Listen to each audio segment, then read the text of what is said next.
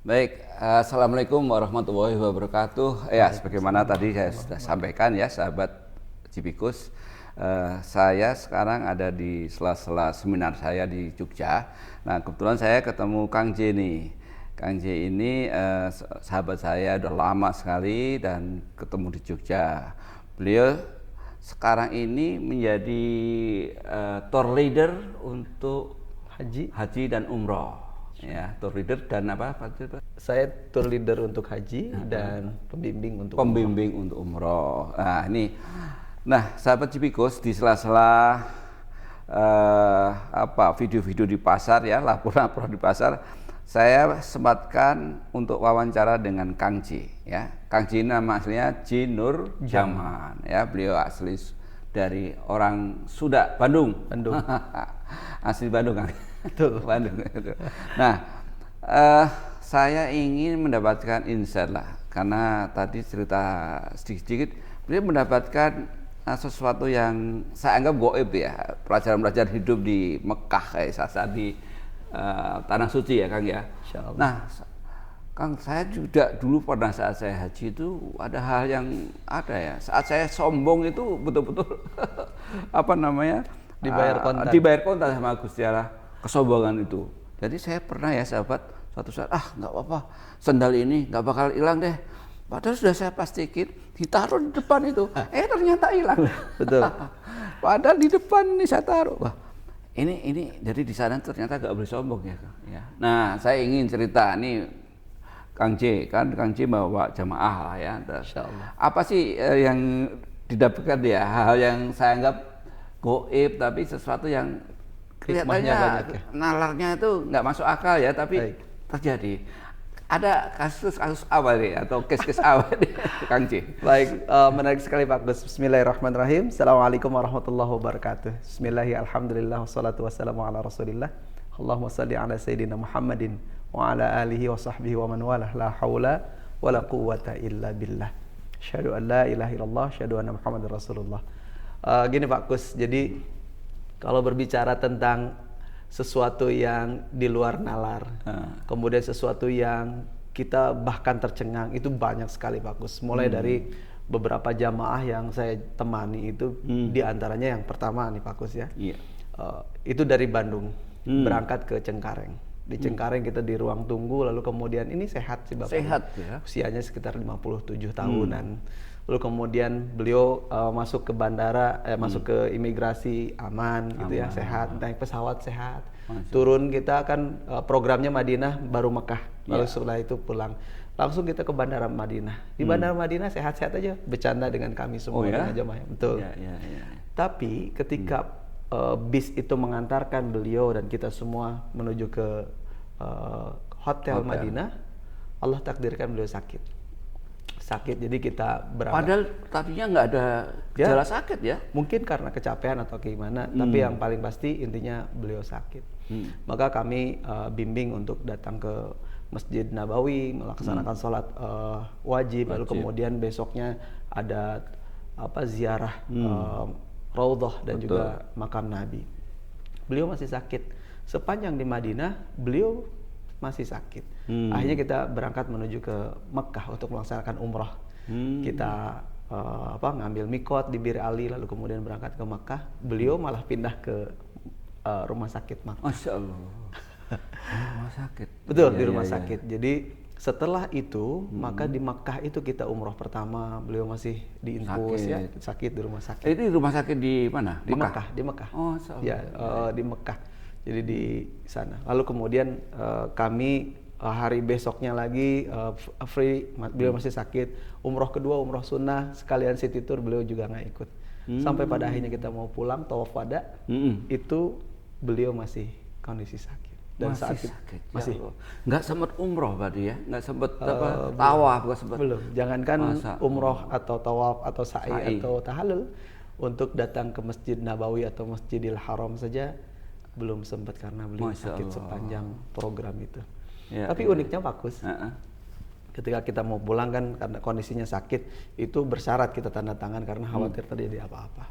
Pulanglah kita ke bandara Jeddah waktu itu, lalu Tapi kemudian rumah sakit mengizinkan untuk awalnya pulang? rame Pak Kus. Jadi kalau ada apa-apa siapa yang bertanggung jawab? Saya balikin. Kalau seandainya ada apa-apa malah siapa yang bertanggung pihak jawab? rumah di sini? sakit menanyakan ya, Iya. ini sakit, Iya. kok mau dibawa pulang? Betul. Oh, Terus saya gitu. katakan, ini keluarganya tidak ada. Saya juga mau pulang. Siapa yang bertanggung jawab? Lalu akhirnya kemudian pulang dengan bersyarat, kita tanda tangan kalau ada apa-apa ditanggung sama kita. Ya bismillah, karena kalau kita tinggalkan lebih lebih resikonya lebih besar. Maka kemudian kami pulang, kami hubungi orang keluarganya, dan khawatir terjadi apa-apa, khawatir makin parah, maka mereka nunggu di Cengkareng. Uniknya sampai di Cengkareng bapak ini bangun Sehat, masya Allah, sehat dan Pak. bisa jalan. Jalan Pak, pas sampai nanya ngapain dijemput. Gitu. Jadi bapaknya ini malah tanya Iya, yang jemput ngapain keluarganya. dijemput? Iya, bapak sehat kok, katanya sakit. Iya.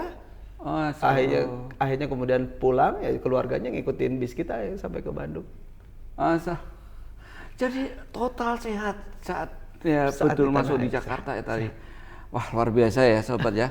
Inilah satu keajaiban yang pertama yang saya pikir ini penting sekali untuk kita yakini bahwa kalau Allah sudah mau ya seperti itu. Itu Ya. apa yang menjadi insight yang bisa didapat dari kejadian itu ya? Kalau saya sih Pak Kus pengen insight-nya biar utuh ya. Saya pertama bimbing umroh itu tahun 2013. Jadi ini kebalikan. Jadi saya bawa jamaah itu usianya 87 tahun. Oh, 87 pernah ini ya berangkat. 87 tahun nih. Berangkat.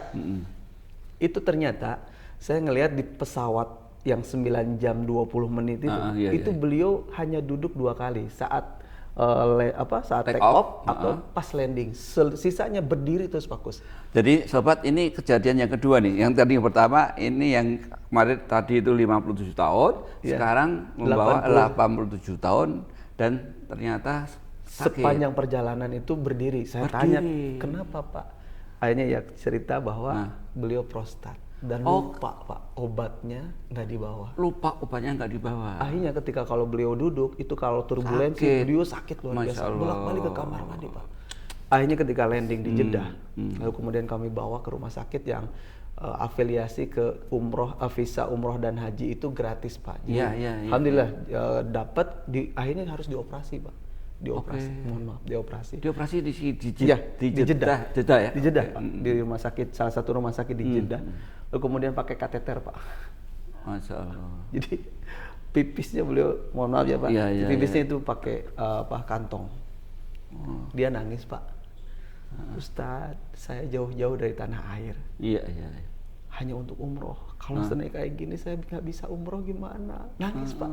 Saya sampaikan, ingat Pak, Bapak sudah diizinkan Allah sampai sini, berarti Allah mengizinkan Bapak menjadi tetamunya. Enggak mungkin Pak yang punya rumah itu akan menterlantarkan yang jadi tamunya. Maka kemudian dari keyakinan inilah kemudian si bapak ini semangat. Yang tadinya nggak mau makan Pak, sepanjang di pesawat mulai mau makan setelah dioperasi itu. Sampai kita ke Mekah umroh Pak, Allah mudahkan. Itu di waktu ke Mekah masih pakai ini? Sampai ke Madinah, sampai pulang lagi Pak. Pakai kateter. Iya Pak.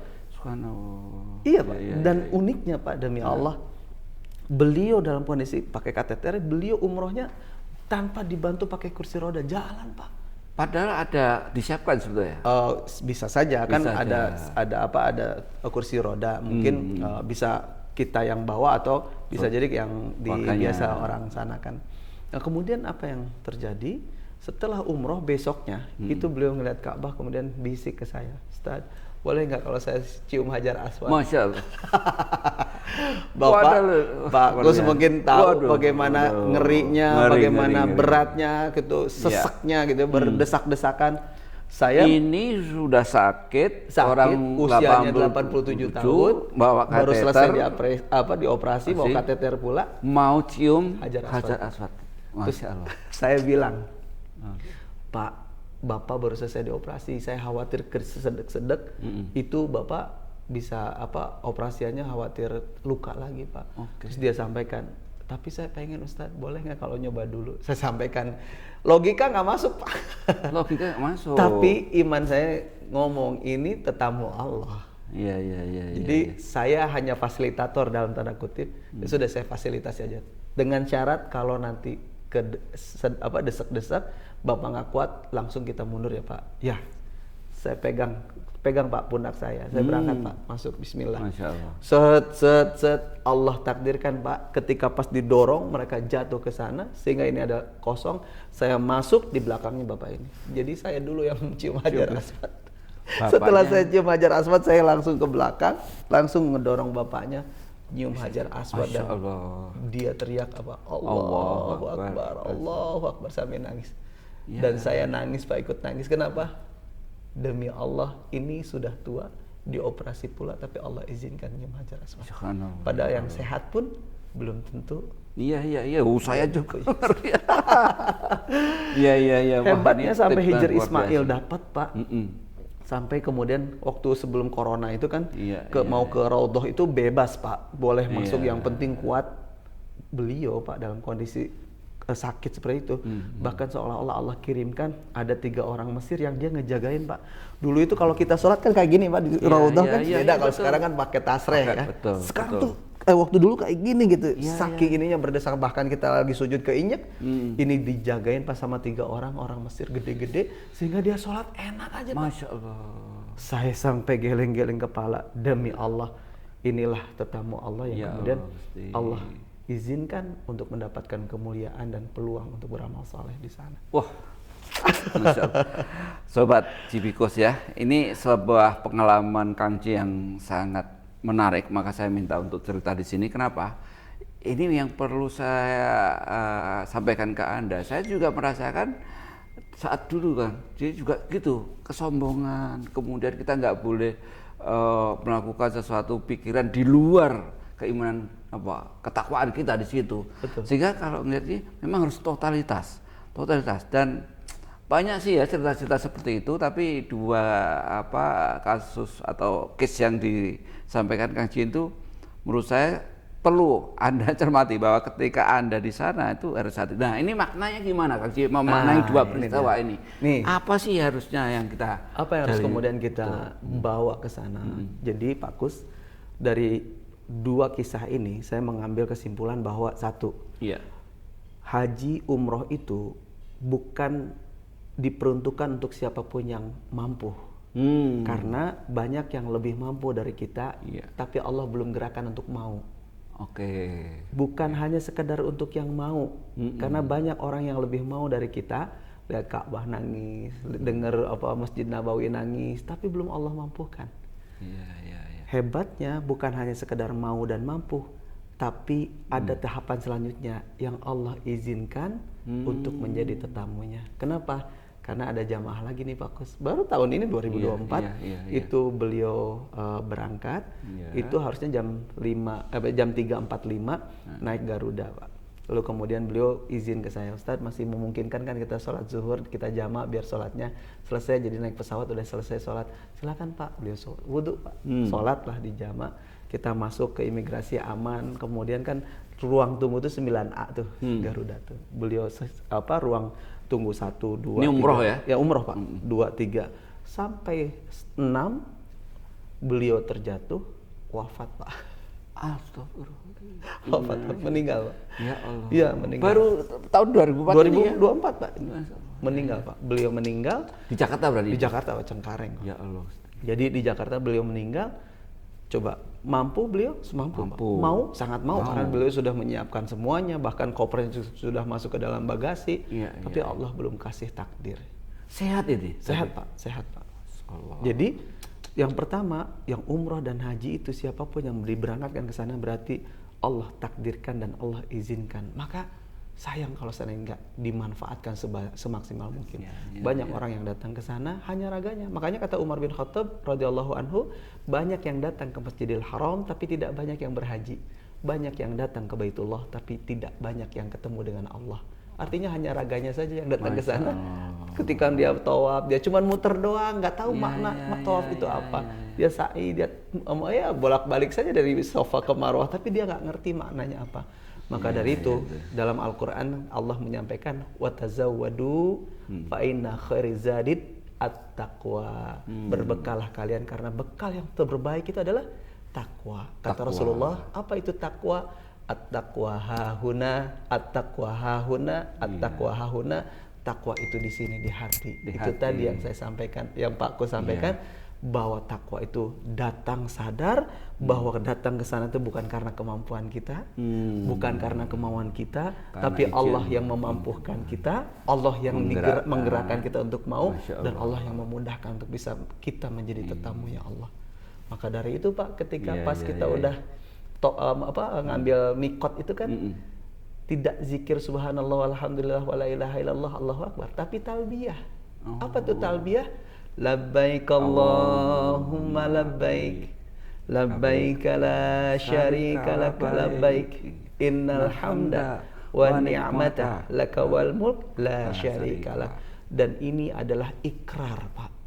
Ikrar labbaik Allahumma labbaik, telah aku penuhi, sungguh telah aku penuhi panggilanmu ya Allah. Apa maknanya? Kita sudah meninggalkan keluarga, meninggalkan rumah, meninggalkan pekerjaan, meninggalkan amanah, bahkan memikirkan siapa yang menggantikan kita untuk melanjutkan amanah kita.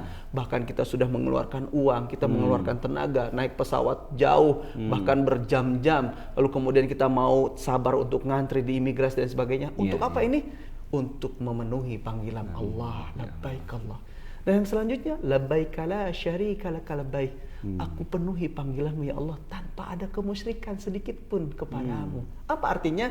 Ya kita datang itu Allah yang memudahkan, Allah yang memampukan, Allah yang menyehatkan, Allah yang menyembuhkan, dan Allah juga yang memberikan rizki kepada kita sehingga kita sampai di sana. La syarikalah, bukan karena kita, bukan karena atasan kita, bukan karena siapapun yang menguasai kita, itu mah jalan, tapi hakikatnya Allah. La syarikalah. Yang selanjutnya innal hamda, karena wa ni'mata, hamda itu segala puji, wa ni'mata, kenikmatan itu datangnya dari Allah, lakawal mulk, dan semuanya itu adalah dari kekuasaannya Allah. Masyaallah. Dilanjutin lagi, la syarikalak. Jangan sekali-kali lagi kita menyekutukan Allah dengan kemampuan kita, dengan harta kita, dengan jabatan kita. Jangan. Kenapa? Karena jabatan, harta, semuanya kemampuan itu Allah yang karuniakan. Jadi tadi Pak, watazawwadu fa inna khairaz zadi taqwa. Makanya dari itu ketika tadi Bapak mikir, alah tenang sendal kok tahu, ternyata hilang. Jamaah saya ada yang bilang, tenang Ustadz, saya berangkat aja, nggak usah ditemenin sama Ustadz, tunggu aja. Hilang, saya udah pernah umroh kok. Hilang Pak. 2 hari Pak. 2 hari 1 malam. Masya Allah. Hilang Pak. Pas saya cari, di mana Pak? Di Makla Pak. Dia nyari-nyari ini, nyari-nyari apa? Nyari-nyari hotel, nggak ketemu Pak. Bayangin Pak. Iya. Jadi tadi ketika kita menyombongkan diri, ketika kita kemudian tidak langsung dijawab sama Allah jawab. Allah ingatkan. Kenapa? Untuk mengembalikan kepada kita bahwa semuanya itu datang dari Allah. Kita datang ini untuk berjumpa dengan Allah. Maka kerajaan Allah itulah milik Allah. Maka sombong itu adalah pakaiannya Allah. Ayo jangan kita pakai. Maka dari itu sepanjang di sana, ya pastikan kita benar-benar mengharapkan Allah tuh ridho kepada kita. Oke. Gitu. Wah, luar biasa. Kang C. Siapa? Terima kasih sekali Sama-sama. nasihatnya, pengalamannya. Ini semoga teman-teman channel Jibikus ini juga mendapatkan pengalaman atau perasaan atau insight yang disampaikan Kang Ji tadi ya. Totalitas dan kita takwa ya, kita serahkan pada Gusti Allah. Ternyata tidak hanya skenario mampu saja, mau saja, tapi kalau Allah nggak mengizinkan, itu tadi yang terjadi. Betul. Luar biasa. Tapi Pak Kus, titik beratnya adalah bukan karena informasi ini kemudian jadi takut siapapun yang belum ke sana. Oh lah, saya gimana banyak dosa. Jangan. Kenapa? Karena sebenarnya ini adalah sebagai pelajaran untuk kita bahwa ada loh yang Allah izinkan ke sana hanya badannya saja. Tapi tidak dengan kesempatan untuk beramal salehnya. Ada juga loh yang kemudian raganya, fisiknya tidak kuat, sakit, tapi Allah izinkan semuanya dapat gitu. Contoh kayak yang tadi 87 tahun. Tapi ada juga yang kemudian datang ke sana belum nyampe ke sana tapi Allah wafatkan. Bahkan yang ada juga Pak yang kemudian sakit di sininya nggak bisa jalan, di sana bisa jalan. Nah, ketika kita city tour, nenek-nenek tuh Pak usianya 65 tahun, nenek-nenek yang tadinya harus kursi roda saat ngelihat Jabal Uhud itu naik Pak ke Jabal Rumatnya. Kuat ya? Kuat Pak, saya sampai geleng-geleng kepala, Masya Allah. Artinya berarti siapa yang kemudian Allah pilih? La mawjuda illallah. Tidak ada sesuatu yang terjadi kecuali Allah yang takdirkan. Nah maka pertanyaannya adalah gimana biar kita mudah di sana? Maka pantaskan diri untuk mendapatkan takdir yang terbaik. Sama seperti kalau saya bertamu ke Pak Kus, ketika saya benar-benar ngikutin apa aturan di rumah Pak Kus, apa yang terjadi? Minimal Pak Kus sayang sama saya. Betul. Setidaknya kita akan dimuliakan oleh Pak Kus, nyapit dikasih minum, dikasih apa. Nah, kenapa? pertanyaannya Kang Ji, ini penting nih. Tadi kan ada semoga Allah mengizinkan. Ya. Gimana sih supaya sobat-sobat Jibikus ini diizinkan oleh Allah SWT? Apa yang bisa disampaikan? Ya, yang barusan Pak Kus, karena ketika kita datang ke Baitullah, baik itu Haramain ya, baik itu ke Baitullah ataupun Madinah Al-Munawwarah, berarti seolah-olah kita lagi bertamu tadi yang saya analogikan. Kalau saya datang bertamu ke Pak Kus, kemudian saya nggak mengikuti adab-adab yang Pak Kus pegang, saya mohon maaf gitu, pas datang nggak uluk salam gitu ya, kemudian saya duduk seenaknya, saya keliling-keliling, kemudian saya buat kegaduhan ribut, kira-kira Pak Kus yang punya rumah berkenan atau tidak? Oh iya ya, tidak, kurang berkenan lah. Maka apa yang harus dilakukan? Maka saya paham betul bahwa saya adalah tamu, maka menjaga adab-adab dan juga kepada. Nah itu kan kalau sudah di sana, Kang Ci. Ya. Maksudnya kalau belum ini, jadi teman-teman ini supaya dapat calling, dapat hidayah, kemudian dapat keinginan dan sampai sana. Itu gimana? Supaya dapat dipanggil Allah. Biar kita jadi tetamunya Allah gimana betul. caranya?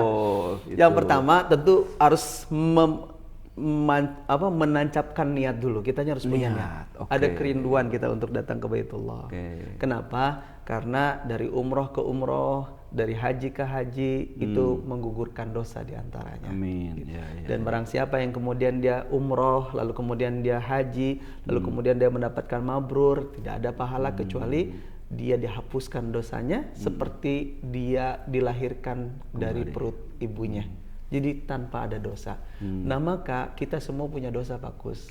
Maka ketika kita diizinkan umroh atau haji, atau kita baru mau pengen umroh dan haji, maka sebenarnya ini adalah peluang untuk kita diampuni dosanya oleh Allah Subhanahu Wa Taala. Itu yang pertama. Jadi ada niat dulu. Ada niat Pak. Ya Pak, ya betul. Mensucikan diri. Yang keduanya adalah memantaskan diri.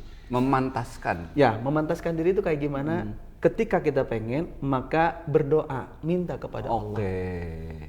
Ngerayu Allah. Kalau seandainya bahasa kami itu adalah namanya berbisik di bumi agar terdengar sampai langit. Jadi memohon kepada Allah. Minta kepada Allah agar kita diberikan kesempatan untuk sholat di depan Ka'bah yang selama ini kita sholat, kita berdoa ngadap kiblat dan itu tuh ke Ka'bah, tapi kita nggak ngelihat Ka'bah saat itu, kita langsung melihat Ka'bahnya. Minta kepada Allah agar kita kemudian diberikan kemampuan. Jadi ada niat, ada minta. Yang ketiganya adalah mulai ada action. Apa tuh actionnya? Mulai nabung. Daftar. Nabung dulu aja. Nabung dulu. Ini tabungan umroh atau tabungan haji. Contoh, ketika tabungan umroh udah 5 juta nih. Cari travel yang terbaik, yang terpercaya, yang kemudian di dalamnya tidak hanya berangkat, tapi di dalamnya tidak hanya ritual, tapi ada spiritualnya. Artinya pembimbingnya siapa, yang ngajarinnya siapa, sehingga ada spiritual di dalamnya, ada kebermaknaan. Ini saya lihat kenapa? Kalau orang itu sudah punya tadi ya, artinya orang itu punya nih, secara transportasi tidak bisa, tapi nggak menjalankan. Ini apa nih? Nggak ada niat gitu. Oh jadi gimana pertanyaan gimananya maksudnya ini seperti apa gitu ya? Padahal dia sudah mampu dari sisi finansial, nggak ada niat. Itu gimana ya? Yang di hukumnya di pandangan Allah. Nah, kalau di pandangan Allah saya nggak berani, itu ranahnya Allah. Tapi kalau saya boleh sarankan Pak Kus, kita ini hidup selalu ada namanya motivation. Oke. Motive and action. Nggak ada action kalau tidak ada motif. Motif. Artinya boleh jadi beliau belum tergerak karena belum ada ilmunya. Tidak tahu apa maknanya umroh atau haji, tidak mengerti apa keutamaan umroh dan haji, nggak paham bagaimana nikmat dan dahsyatnya ketika kita berdoa lalu kemudian doa-doa itu akan diijabah ketika umroh dan haji. Dia nggak ngerti juga betapa Allah akan ampuni dosa orang-orang yang umroh dan haji. Masya Allah. Dan siapapun Ya, yang ya, kemudian mengeluarkan uang untuk umroh dan haji, Allah ganti, Pak. Allah ganti bahkan berlipat-lipat, dan Ini itu saya harus dengar, diyakini. betul, itu. Itu Maka dari saya itu kalau yakin itu. seandainya kita belum tergerak, mungkin informasi untuk menjadikan motif kita untuk berangkat tuh belum ada, belum dapat ilmunya, belum sampai gitu. Yang keduanya mungkin ya tadi kitanya belum mau untuk mencari tahu. Maka coba deh ngobrol dulu, lihat dulu, ngobrol-ngobrol kayak gini kan sebenarnya jadi inspirasi juga nih Pak Kus, yang belum tergerak. Kayaknya emang benar gitu, wah dahsyat Pak Kus. Mungkin Pak Kus ketika haji dahsyatnya saat kita berdoa tuh, masya Allah. Makanya lihat Ka'bah tuh siapapun nangis. Mohon maaf nih, Mike Tyson aja, jangankan kita yang nggak pernah nonjok orang gitu. Mike Tyson aja yang suka mukul dan mukul sekali jatuh gitu, sekali mukul sekali jatuh, nangis pada depan Ka'bah. Kenapa nangis? Betul. Karena Ka'bah itu awal katanya Ka'batan, Bergetar. yaitu Ka'batan, Pak. Artinya air mata. Betul. Wah, luar biasa, sahabat Civikus. Ini kalau saya teruskan sampai berjam-jam nih, karena ada pekerjaan ya. Saya kira saya cukupi dulu dan terima kasih Kang C waktunya, semoga berkah apa yang Anda sampaikan. Dan sahabat Civikus, itulah sekelumit, artinya ya di sela-sela di pasar saya isi dengan seperti ini karena ini penting sekali untuk Anda sekalian. Semoga Anda selalu mendapatkan kesehatan dari Allah SWT, dapat barokah dan selalu cari kesempatan untuk berikhtiar bagaimana Anda bisa mencapai ke tanah suci. Insya Allah, kalau Anda punya niat, punya keinginan, dan Anda tadi mencari pembelajaran yang benar, insya Allah akan dikabulkan oleh Allah SWT. Saya kira itu dulu dari channel saya ini, dan tolong di subscribe kalau Anda yang belum subscribe, dan share ke teman-teman Anda. Terima kasih. Assalamualaikum warahmatullahi wabarakatuh. Waalaikumsalam warahmatullahi wabarakatuh.